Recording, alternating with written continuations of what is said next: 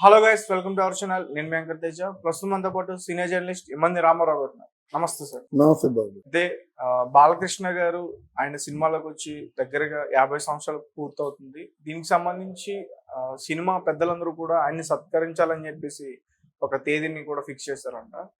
దీనికి చాలా మంది పెద్దలు వస్తున్నారు. చిరంజీవి గారు, పవన్ కళ్యాణ్ గారు, చంద్రబాబు నాయుడు గారు. అయితే బాలకృష్ణ గారు కుటుంబ సభ్యులు జూనియర్ ఎన్టీఆర్ గారు, అలాగే కళ్యాణ్ రామ్ గారు, వీళ్ళిద్దరు మాత్రం రావట్లేదని ఒక పుకారు నడుస్తుంది. సో దాని గురించి ఇక్కడ మన తాలూకు మన అనుభవంలో ఉన్నటువంటి విషయాల్ని అంటే దాన్ని ఆధారం చేసుకునే నేను చెప్తున్నాను. బాలకృష్ణ గారితో వీళ్ళు ఏ రోజైనా ఆయనకి సంఘీభావం తెలిపారా? ఆయనతో కలిసి కూర్చొని మనందరం ఒకటే అనే పద్ధతుల్లో ప్రవర్తించారా? బాలకృష్ణ గారు బాధపడితే వీళ్ళు బాధపడాలి, అంతే కదా. పెద్దల్ని అనుసరించాలి కదా. అదే కదా ఎన్టీ రామారావు గారి తాలూకు కుటుంబంలో ఉన్న గొప్పతనం ఏంటంటే, ఎన్టీ రామారావు గారు వాళ్ళ తమ్ముడు శరీరాలు వేయినప్పుడు కూడా ఒక ప్రాణంతో ఉండేవాళ్ళు. ఎంత డిసిప్లిన్ అండి ఆ ఇంట్లో, ఎంత డిసిప్లిన్. ఏ ఒక్కరు కూడా హరికృష్ణ తప్ప ఎవరు కూడా ఎన్టీ రామారావు గారి ముందు మాట్లాడే యోగ్యత లేదు, అర్హత లేదు. అలా ఉండేవాళ్ళు. హరికృష్ణ గారు ఉండేవారు.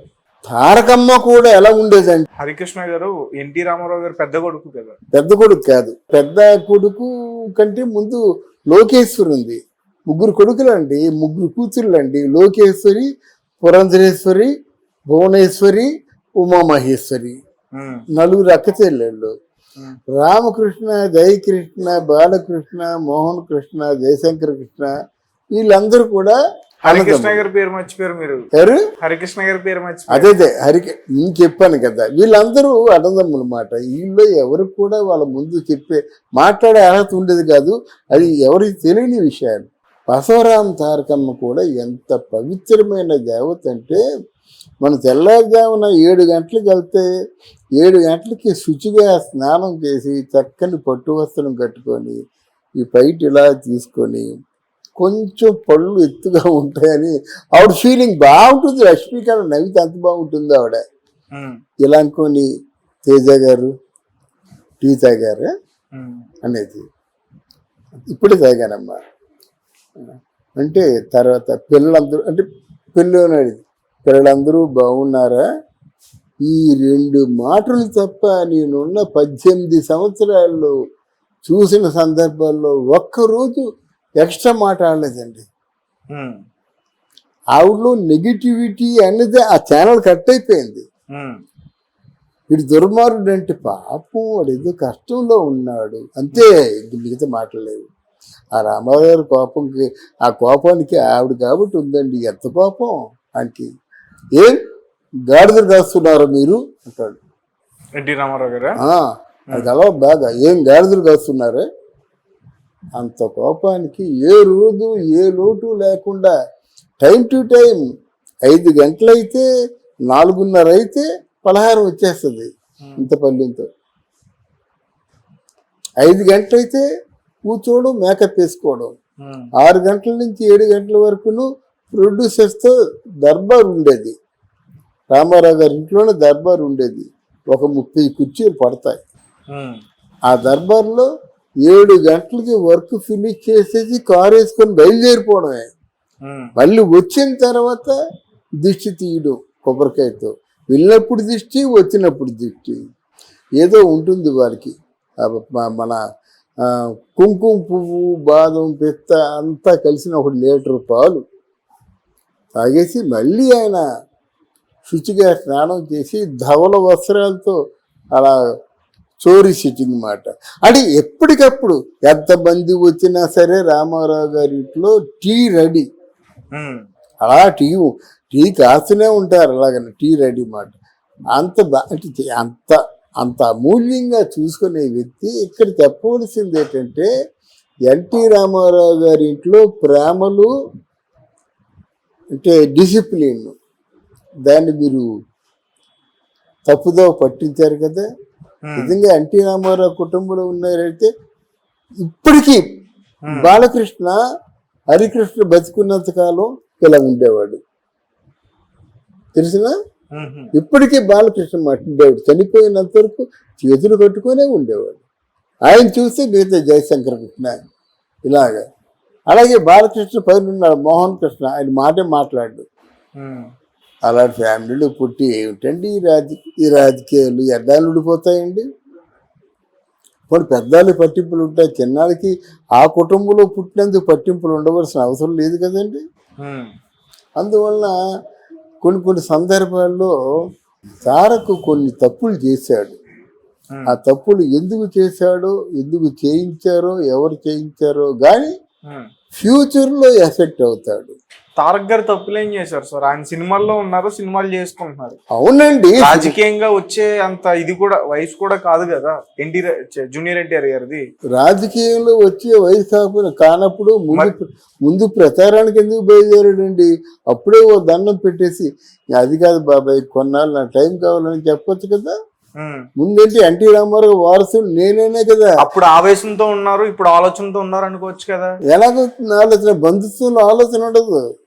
బంధుత్వంలో ఒకరినొకరు కాపాడుకోవడమే, అంతేగాని నీకు ఆవేశం వచ్చిందని మీ అన్నయ్యని మానేస్తావా?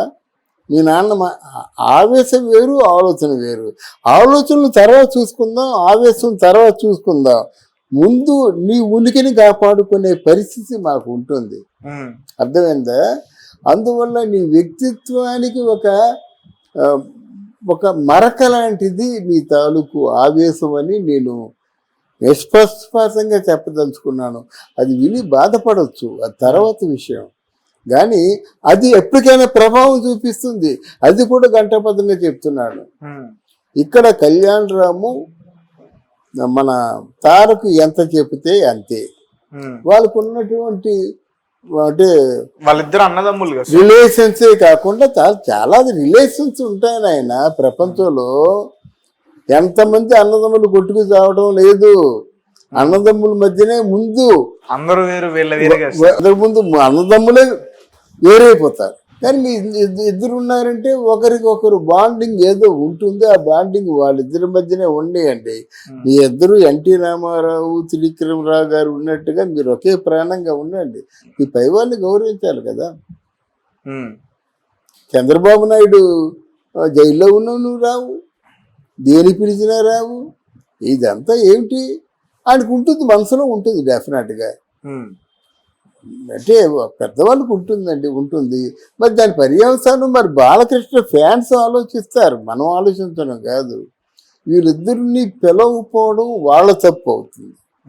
వస్తారో రారో పిలవకపోవడం ఆ కమిటీ తప్పు అవుతుంది. బాలకృష్ణ వద్దంటే ఆయన తప్పు అవుతుంది, పిలిచినా వెళ్ళకపోతే వీళ్ళు తప్పు అవుతుంది. ఇది చరిత్రలో నిలిచిపోతుంది అన్నమాట. ఎందుకంటే చిన్న ఈవెంట్ కాదు కదా.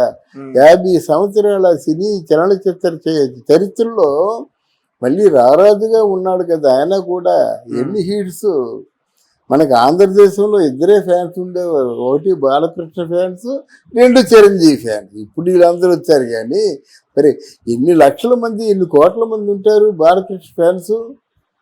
అందువల్ల ఆ ఫ్యాన్ బేస్ జూనియర్ ఎన్టీఆర్ గారు కూడా సంపాదించుకున్నారు కదా. ఫ్యాన్ బేస్ గురించి మాట్లాడుకుంటే కాదండి, పాన్ ఇండియా ఫ్యాన్ బేస్ ఉన్న స్టార్ సార్ జూనియర్ ఎన్టీఆర్ గారు. అవునండి, జూనియర్ ఎన్టీఆర్ ఎంతటి వాడైతే వాళ్ళకేం కావాలండి. ఇప్పుడు పవన్ కళ్యాణ్ రాష్ట్రానికి ముఖ్యమైన మంత్రి. మరి అన్నయ్య దగ్గరికి వచ్చేసరికి కాలమే పడలేదు, అది మరి వదిన సురేఖమ్మ దగ్గరికి వచ్చేసరికి కాలు పడలేదు, తల్లి అంజనాదేవి దగ్గరికి వచ్చి కాలువే పడలేదు. ఏంటంటే గొప్పవాళ్ళు గొప్ప ఆలోచనతో గొప్పవాళ్ళు అవుతారు. సురేఖమ్మగా నమస్కారం పెట్టగానే ఈ తల్లిని ఆ తల్లిని చెరువు పక్క తీసుకొని ఆనందం పొందలేదు. అది పెద్దరికం. అహంకారం పెద్దరికం కాదు ఎవరికి.